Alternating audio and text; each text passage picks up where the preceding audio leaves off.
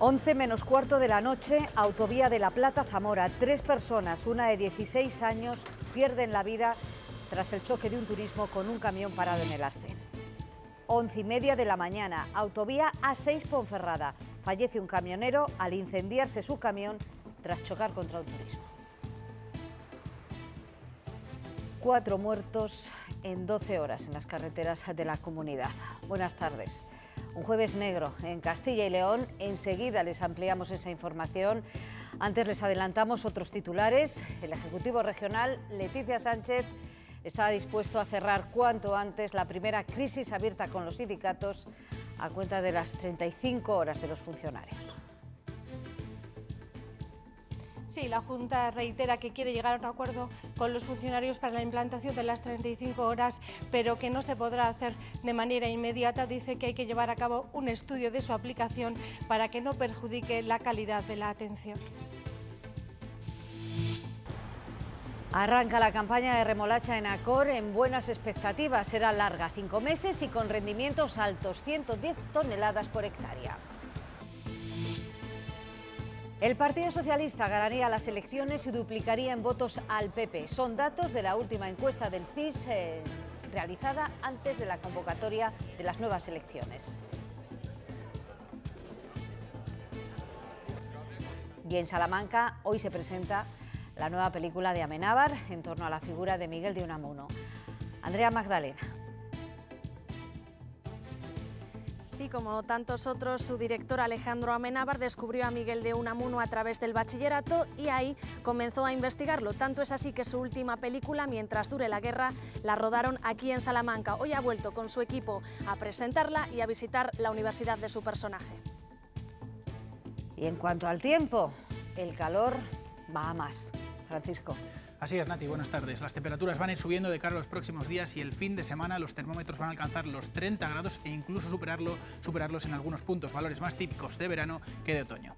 Esta tarde los termómetros subirán hasta 5 grados con respecto a ayer y pasaremos de máximas de unos 20 o 22 grados a unos 25 o 26. Los cielos se mantendrán despejados y soplará viento del oeste.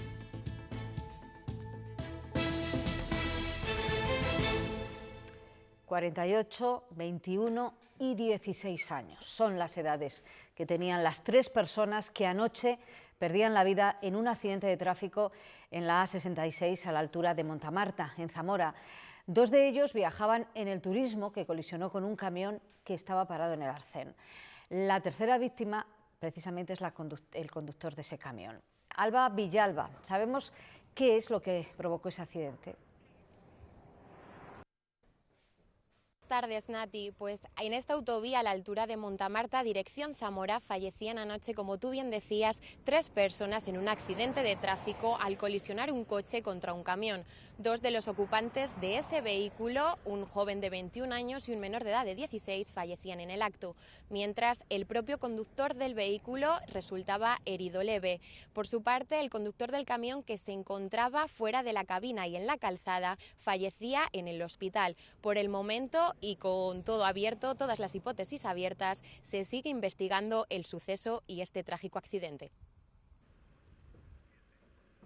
Este es el estado en el que quedó el coche al colisionar contra el camión en este punto de la autovía A66. Ocurrió a la altura de Montamarta. 2 de los ocupantes, de 16 y 21 años, fallecían en el acto, mientras el conductor del vehículo resultaba herido leve. El tercer fallecido era el ocupante del camión, que en el momento del impacto se encontraba fuera de la cabina en la calzada. El varón de 48 años fallecía 2 horas después en el hospital. Ha sido una noche muy dura, sigo diciendo, hemos dormido todos muy poco y yo creo que es un día muy triste. Por el momento se desconocen las causas de este trágico accidente. No sabemos por qué bajó el camión, podría ser el camionero, ni por qué bajó por un lado, ni por qué estaba en la calzada, ni sabemos el nivel de señalización en estos momentos, ni sabemos, podemos intuir que hubo alguna avería, ni sabemos tampoco la velocidad del vehículo. Un accidente complicado. Por ahora se sigue trabajando en el atestado. Y 12 horas después se producía otro accidente mortal, esta vez en la autovía A6, a su paso por Ponferrada. El conductor de un camión fallecía tras arder su vehículo después de que este colisionara con un turismo. Un accidente en el kilómetro 385 de la autovía del Noroeste se cobraba una nueva vida en la comarca del Bierzo, la tercera en el plazo de 2 semanas. Un transportista falleció carbonizado en el interior de su camión después de arrollar a un coche estacionado en el arcén averiado. Volcó por el margen derecho y se incendió. El accidente se produjo poco antes de las 12 de la mañana y tuvieron que ser movilizadas varias dotaciones del Cuerpo de Bomberos de Ponferrada, primero para sofocar las llamas del vehículo siniestrado y después recuperar el cadáver del infortunado transportista. Las tareas para sofocar el incendio se prolongaron varias horas. La Guardia Civil reguló el importante tráfico de la vía, pero no fue necesario nada más que cortar uno de los carriles sentido Galicia. También fue movilizada una brigada forestal que sofocó un pequeño incendio al lado de la carretera. El móvil sigue siendo la principal causa de distracción al volante. En una semana, de los casi 6.000 conductores denunciados por distracción, el 40% fue por el uso del teléfono. La DGT plantea aumentar esta sanción de 3 a 6 puntos en el carnet de conducir.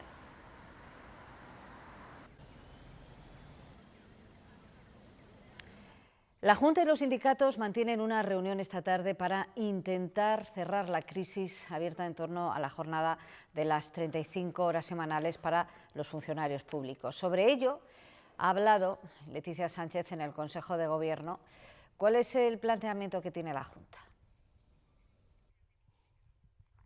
El planteamiento concreto, buenas tardes, no lo conoceremos hasta esta tarde, se lo van a hacer directamente a los sindicatos, pero la Junta reitera que la aplicación de la medida se tiene que hacer en condiciones de viabilidad y, por tanto, después de un estudio pertinente. Dice además que el acuerdo firmado en mayo con el anterior Gobierno lo que decía es que el próximo Gobierno se sentaría a estudiar la implantación de la medida.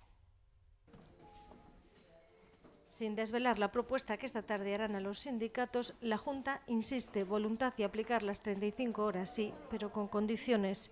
Que vamos a ser responsables en el compromiso de alcanzar la jornada de 35 horas para los empleados públicos, pero que vamos a ser muy responsables con los castellanos y leoneses para poder hacer una aplicación efectiva de esta jornada de 35 horas.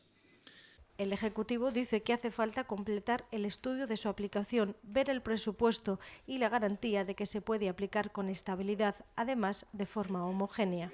Es decir, los 85.000 personas que trabajan al servicio de los intereses públicos de esta comunidad tendrán que disfrutar de este nuevo derecho en condiciones de igualdad, no entrando primero en unos servicios y luego en otros, sino que sea de alcance universal para todos los empleados públicos.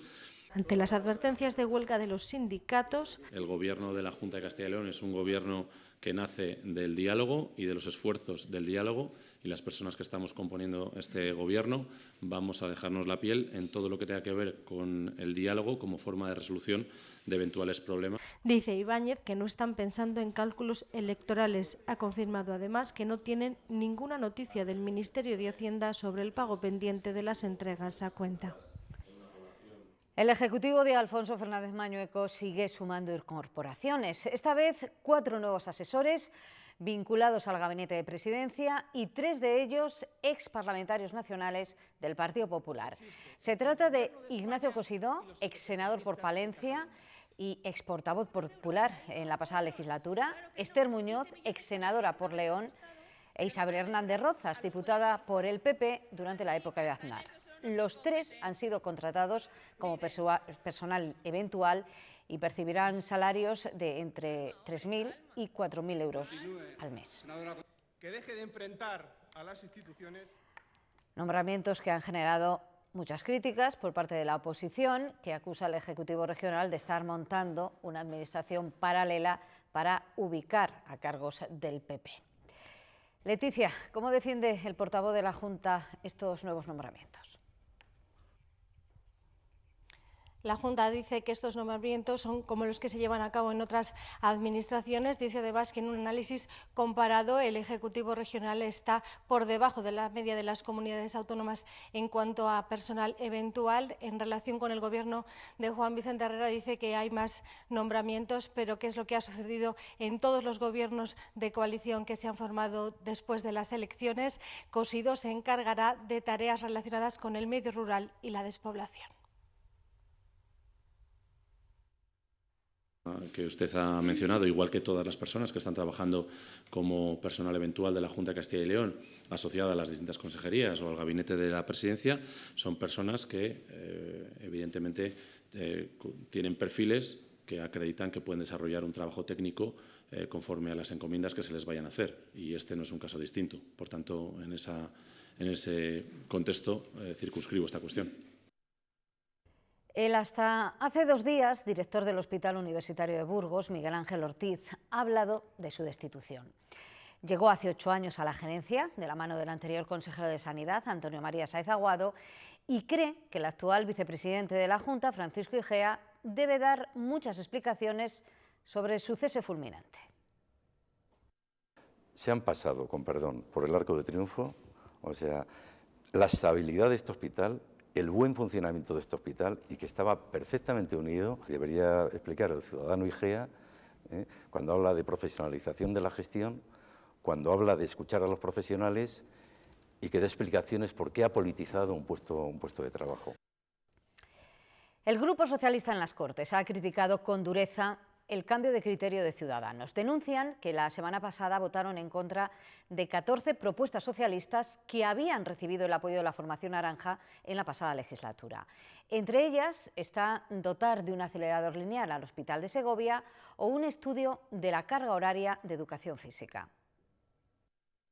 Ciudadanos ha pasado anteriormente al 26 de mayo a defender los intereses y las necesidades de Castilla y León, y después del 26 de mayo sus intereses y necesidades son atender y satisfacer todo aquello que sus socios de gobierno demandan. Nueva polémica en torno a una Cámara de Comercio, en este caso en torno a la de Valladolid. Su deuda supera los 6,5 millones de euros y sus pérdidas los 183.000 euros. A pesar de estas cifras, desde la propia Cámara no temen por su supervivencia. Aún así, la Junta de Castilla y León, que tutela estos organismos, ha pedido que la Cámara presente un plan de viabilidad.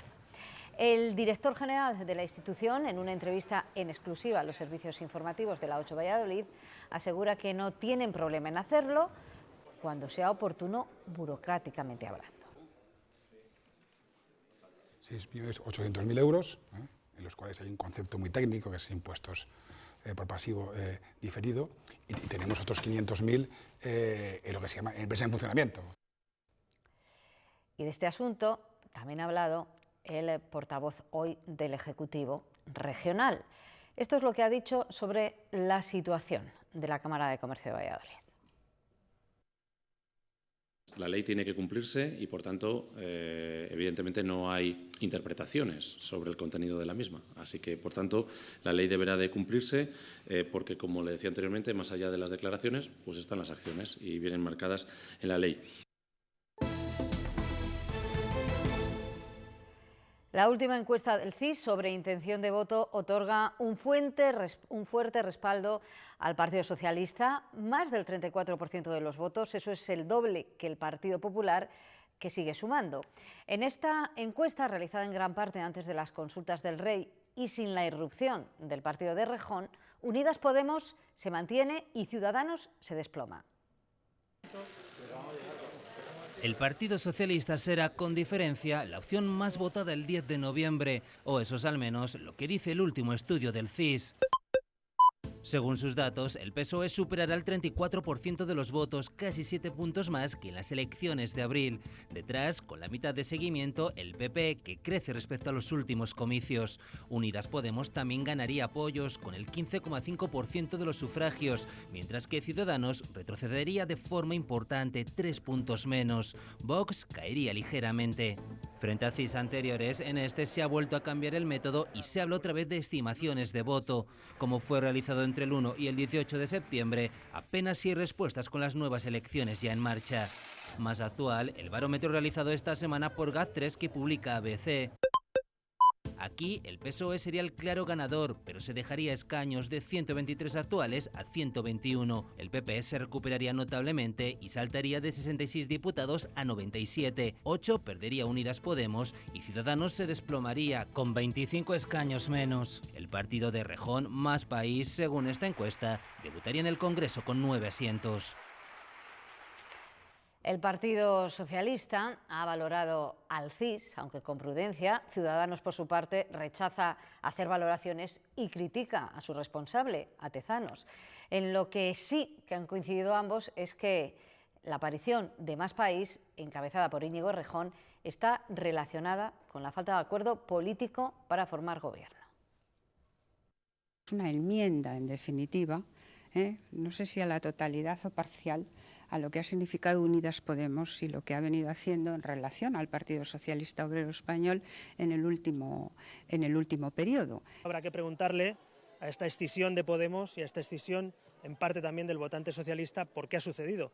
Quizá tiene que ver con el desencuentro y con la lucha de egos entre Pablo Iglesias y Pedro Sánchez.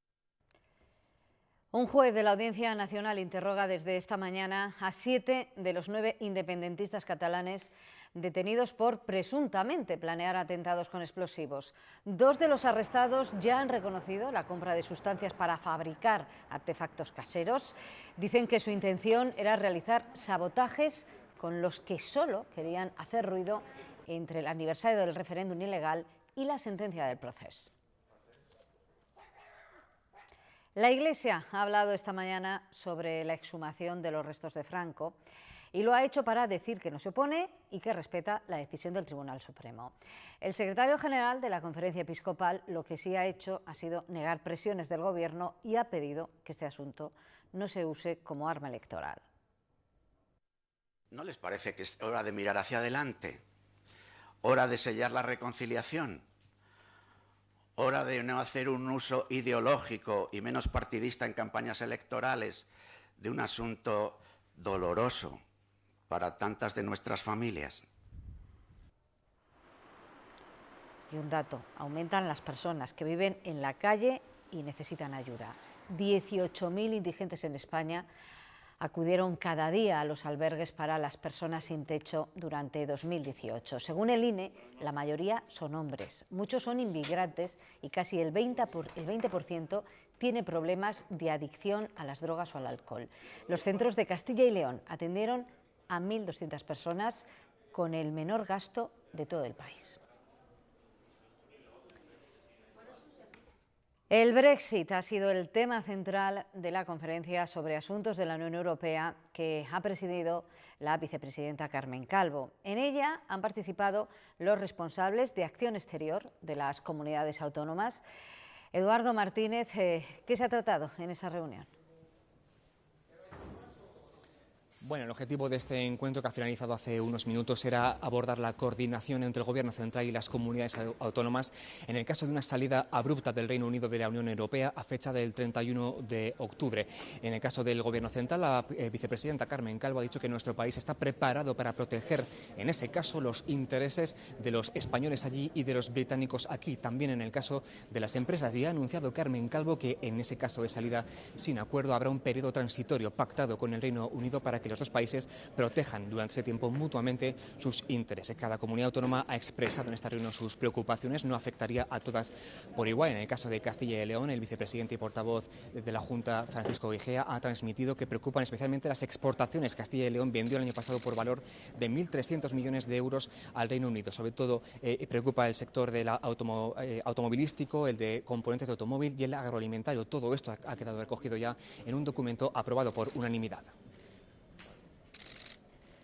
Sí, llega ese día que nadie deseamos, pues las comunidades y las empresas de Castilla y León y los ciudadanos y las administraciones estemos preparados, ¿no? Estemos preparados porque a veces, desgraciadamente, los cisnes negros existen. España está preparada para defender los intereses y los derechos de nuestros compatriotas en el Reino Unido si llegara el caso de una salida de esta naturaleza del Reino Unido de la Unión Europea. Donald Trump trata de quitar importancia al proceso de impeachment impulsado por los demócratas. Cuando miran la información, es una broma. ¿Impeachment por eso?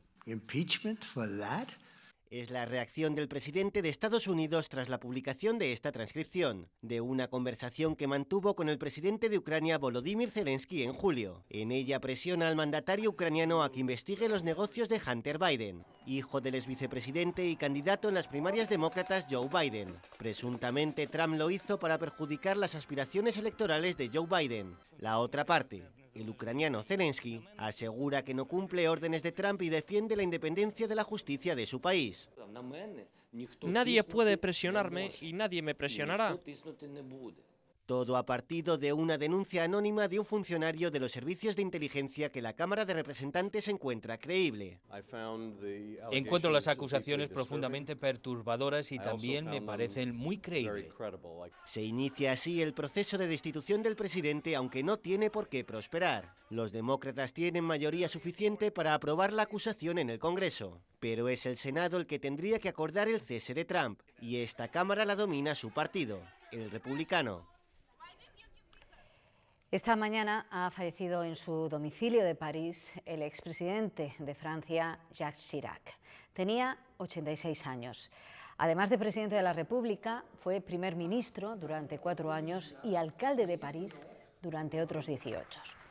Francia siempre ha alabado el sentido histórico de este estadista. Fue el primer mandatario que reconoció el papel de su país en el exterminio de los judíos en la Segunda Guerra Mundial, pero también fue criticado, muy criticado, por decisiones polémicas como las pruebas nucleares que ordenó en los atolones del Pacífico.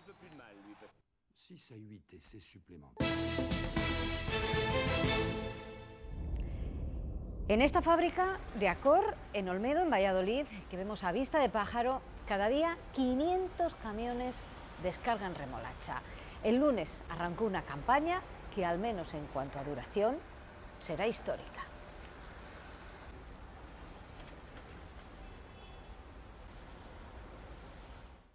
Las expectativas de la mayor cooperativa de Castilla y León son buenas. Accor tiene contratadas 4.000 hectáreas más que el año pasado.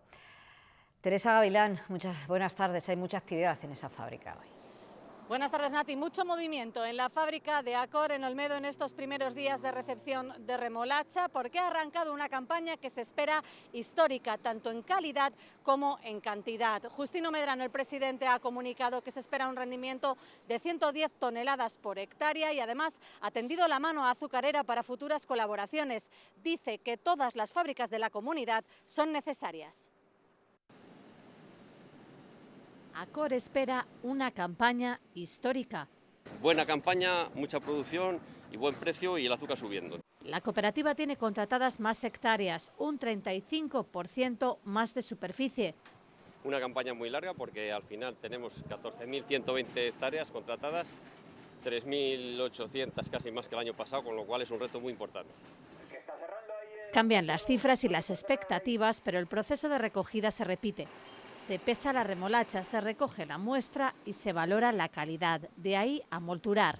Si se estabiliza el precio, creemos que se pueden defender perfectamente los 42 euros e incluso dar retorno al socio, que es lo que están pidiendo. Estas instalaciones se ampliarán para aumentar la producción un 77%. La cooperativa no descarta acuerdos con Azucarera que permitan entregar al agricultor en la fábrica más cercana. La fábrica de Azucarera, que tienen muchas menos hectáreas, podrían tener más tiempo de molturación, más trabajo, más eficacia o más eficiencia dentro de sus fábricas, y en el caso de nuestra remolacha nos permitiría tener unos menores costes de transporte. Eso será en un futuro. De momento este año llegarán hasta aquí 1,5 millones de toneladas de remolacha. Antes les hablábamos del Brexit y de esa reunión en Madrid, y es que esa situación preocupa mucho a un sector tan importante para la comunidad como el agroalimentario. Para el consejero de Agricultura todavía es pronto para plantear estrategias comunes, pero si finalmente la salida del Reino Unido se hace por la vía dura, la Administración tomaría medidas para mantener el nivel de las exportaciones a ese país. Nos preocupa el Brexit, nos preocupa sobremanera el Brexit, una salida dura del Reino Unido del mismo, entre otras cosas porque nuestro nivel de exportaciones en los últimos años va creciendo, pero si ha crecido en un ámbito precisamente es en el del sector agroalimentario y muy especialmente en el de los vinos. Declaraciones del consejero de Agricultura antes de reunirse con los consejos reguladores de las denominaciones de origen de Castilla y León. Un encuentro para unificar criterios y avanzar en un camino conjunto de un sector, el del vino, que cada vez es más potente y que mantiene sus exportaciones. Por primera vez se ha superado la barrera de los 200 millones de euros en ventas a terceros países. Ayer el ministro de Ciencia e Innovación inauguraba en Valladolid el Congreso de Teledetección. Hoy el invitado ha sido el mayor experto en cambio climático de la EMET. Ernesto Rodríguez ha dibujado un escenario no muy alentador, pero que todavía estamos a tiempo de cambiar. Lo primero e imprescindible es reducir las emisiones de CO2. Hacemos la prueba. Queremos calcular nuestras emisiones de CO2, así que empezamos introduciendo nuestro consumo eléctrico, los kilómetros que recorremos, los viajes que hacemos y obtenemos nuestra huella de carbono. En el año 2050 tendremos que reducir las emisiones a cero. Reducir las emisiones a cero. Esto no es un consejo, es la única vía para frenar el impacto del cambio climático que ya ha afectado a la superficie de la Tierra. Esa superficie terrestre cada vez va a tener más dificultad para producir alimentos. Cada vez somos más. Las evidencias sobre el cambio climático ya son una realidad. El cambio climático que estamos experimentando es de origen antropogénico. Lo hemos generado nosotros. Y además, las consecuencias se miden. Estamos viendo todo el impacto que tiene la emisión de gases de efecto invernadero. Y lo bueno es que tenemos una nueva vista sobre la Tierra porque la teledetección te da una imagen global. Y a través de estas mediciones se puede predecir lo que vendrá. Fenómenos meteorológicos extremos, aumento del nivel del mar, escasez de agua y de los recursos pesqueros, lo escuchamos una y otra vez. Que tenemos tiempo, pero tenemos que actuar ya. El objetivo es evitar las estimaciones que apuntan a que la temperatura del planeta aumentará 2 grados. Castilla y León ha cumplido los objetivos de reducción de emisiones, ya alcanza el 32% de reducción, pero en 2030 tiene que llegar al 40%. Para lograrlo, uno de los sectores claves es la construcción. Hoy en León, una jornada analiza el mercado de los denominados edificios de consumo energético casi nulo, los únicos que se pueden construir desde el año 2017.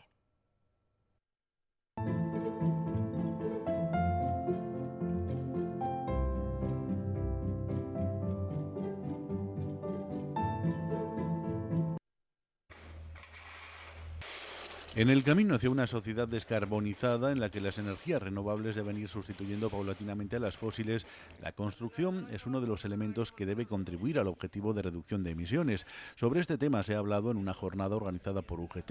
En ella se han puesto sobre la mesa los buenos datos de reducción de emisiones en Castilla y León.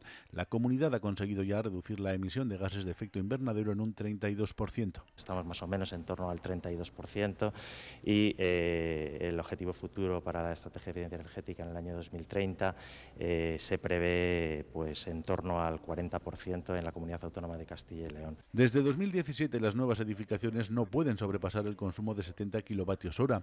Son los denominados edificios de consumo energético casi nulo. El problema es que no es fácil encontrar a profesionales del sector de la construcción preparados para acometer este tipo de obras. No se encuentran personas, oficiales, trabajadores cualificados para poder hacer estos trabajos. El Gobierno central ha puesto en marcha un plan para subvencionar la adaptación de edificaciones antiguas a los nuevos criterios de reducción de emisiones. En Castilla y León se podrán beneficiar 75.000 viviendas.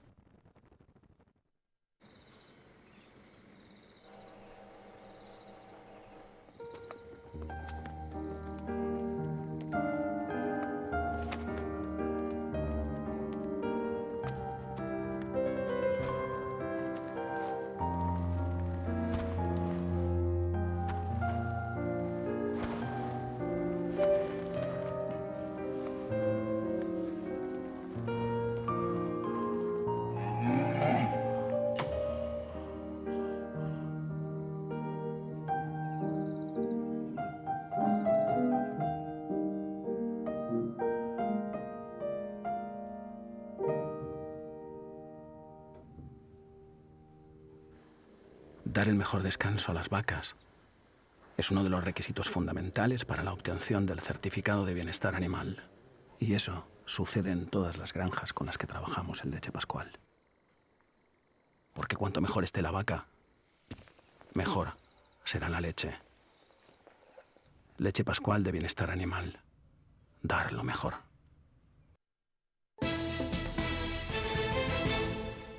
Alejandro Amenábar y su equipo han vuelto hoy a Salamanca para presentar su última película que grabaron en la ciudad. El protagonista es Miguel de Unamuno y el contexto, el comienzo de la Guerra Civil Española. Andrea Magdalena, Salamanca, ¿qué os ha contado el director? Buenas tardes, pues nos ha contado cómo fue ese primer acercamiento a la figura de Miguel de Unamuno, pero sobre todo la dificultad que tuvo a la hora de darle voz, sobre todo en la intimidad, de imaginarse a ese hombre tan coherente que dice fue, pese a los vaivenes políticos que le tocaron vivir en su época. Hoy Alejandro Amenábar y su equipo han vuelto aquí, han vuelto a Salamanca para presentar esta película y visitar algunas zonas como el Ayuntamiento o la Universidad, lugares todos ellos que aparecen en esta nueva cinta del director. Por cierto, una película que, dice su director, está muy de actualidad por ese mensaje de unidad y de convivencia que tiñó las palabras de Unamuno en su día. Amenábar y su equipo recorren la misma universidad que el protagonista de su película. Conocí al Unamuno del bachillerato. En realidad yo me aproximé a él a través de La tía Tula, de una película de Miguel Picazo que me apasionó cuando yo tenía unos 14, 15 años. Investigó su figura y le propuso el reto al actor Carra Elejalde. Uno de los adjetivos con los que adjetivaría a Miguel de Unamuno sería coherencia. Y él pensaba que había que investigar y se veía muy solo. También creía que habíamos llegado a lo que éramos por procedimiento ensayo-error. Eligieron Salamanca, qué mejor entorno para rodar mientras dure la guerra. Una obra maestra que recupera una parte crucial de la historia de España.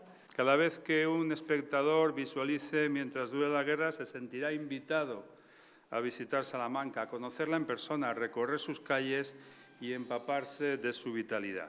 Y de actualidad, porque dice su director que el discurso de Unamuno bien podría repetirse hoy. La idea de unidad, la idea de convivencia, eso planea en toda la película. Otro de sus retos fue darle voz a Franco. No quería retratar a un malo sin más, con cuernos y que echara espuma por la boca. Esta película que hoy presentan en Salamanca habla de la España del 36, de un Unamuno en la intimidad, de ese torbellino que hizo explotar su famoso discurso. La Plaza Mayor de Salamanca, vestida de los años 30, tomada por militares que anuncian la guerra civil, mientras un apresurado Alejandro Amenábar dirigía un rodaje que duró 2 largas semanas, condensado en 100 minutos de historia. Queda declarado el estado de guerra en Salamanca. Sin caer en el dibujo de los dos bandos, Amenábar relata cómo transcurre la guerra civil desde la mirada equidistante de Miguel de Unamuno. Vencer no es cometer. Su discurso en el Paraninfo de la Universidad con la guerra ya avanzada es el eje central de la historia. Es el momento en el que Unamuno se convierte en un símbolo contra la dictadura. Todos somos españoles. Pero más allá del biopic del pensador, mientras dure la guerra muestra la intriga militar y política en España ante la llegada del franquismo. Ahora solo queda esperar a mañana para disfrutarla en la gran pantalla. El valor no solo se... La huella de Unamuno se extiende por toda la comunidad. El marido de una de sus hijas, Mariano del Mazo, fue un gran periodista y cada año la Diputación de Palencia le recuerda con los premios anuales de periodismo que llevan su nombre. Hoy hemos conocido a los últimos premiados. El reportaje La Noche 513 de la 8 Palencia de Mario González y Almudena Trigueros ha sido reconocido como el mejor trabajo de televisión. En él se retrata la figura de Urko Otegi, el jugador más importante de la historia del baloncesto palencia. Y la 8 León ha presentado la nueva programación de la temporada. Está cargada de novedades en contenidos y en ampliación de retransmisiones en directo. La primera, este domingo, con la tradición de las cantaderas. El alcalde de León, José Antonio Díez. Toda la sociedad leonesa se ha volcado en la presentación en el edificio Botines de la programación de la nueva temporada de la 8. La apuesta por aumentar las retransmisiones en directo es uno de los objetivos, junto a la ampliación de la información deportiva cada día al concluir las noticias de las 9 de la noche. La técnica evoluciona y hoy es más fácil que nunca estar allí donde ocurre algo de interés, pero nosotros lo hacemos con criterio y buscando el valor real de esa apuesta. Junto a clásicos como Magazine, El Filandón, En la Semana, A Pie del Campo o Café TV, hay una amplia oferta de novedades. Regresa Cultu TV, se estrena el espacio de comerciantes del Centro León Gótico y una apuesta por el mundo rural para conocer a todos los alcaldes y alcaldesas. Toda una oferta en la antesala de una gran celebración en 2020 de los 30 años de existencia de Televisión de León, ahora la 8, con un programa para poner en valor todo el archivo en imágenes de estas 3 décadas. El arte y el espíritu de Miró ha llegado a Valladolid y lo ha hecho a través de 30 esculturas de yeso, de las cuales la mayoría nunca habían sido expuestas. El estilo surrealista del artista convivirá con los más puros aires escultóricos griegos y romanos hasta marzo de 2020. La exposición se muestra en la Casa del Sol, del Museo Nacional de Escultura de Valladolid. Y con ella les dejamos hoy. Adiós. 30 modelos de yeso forman la exposición Miró, la Musa Blanca, unas esculturas que su familia ha ido recuperando de distintas fundiciones y de su taller, donde se encontraban desterradas de las exposiciones, a pesar de que el artista siempre tuvo intención de mostrarlas al público. Miró nos dejó hace 35 años, pero hoy lo siento más vivo que nunca aquí en Valladolid, porque estos yesos, las escayolas, él las creó, las hizo y forman parte de su creatividad y de su volumetría para dar vida a los sueños que tenía gracias a la gran escuela del surrealismo. Estas estatuillas conviven en una perfecta armonía con yesos centenarios pertenecientes a la antigüedad griega y romana. En medio de diosas, centauros y Venus forman islotes de contemporaneidad que dialogan con el pasado ancestral. Hermanadas unas y otras, las clásicas y las modernas, por la misma vitalidad mediterránea y solar, y por el pálido material en que están fabricadas, ofrecen al visitante motivos de reflexión sobre la técnica, su eficacia como material artístico durante milenios. La muestra se podrá visitar hasta el 15 de marzo en la Casa del Sol del Museo Nacional de Escultura de Valladolid.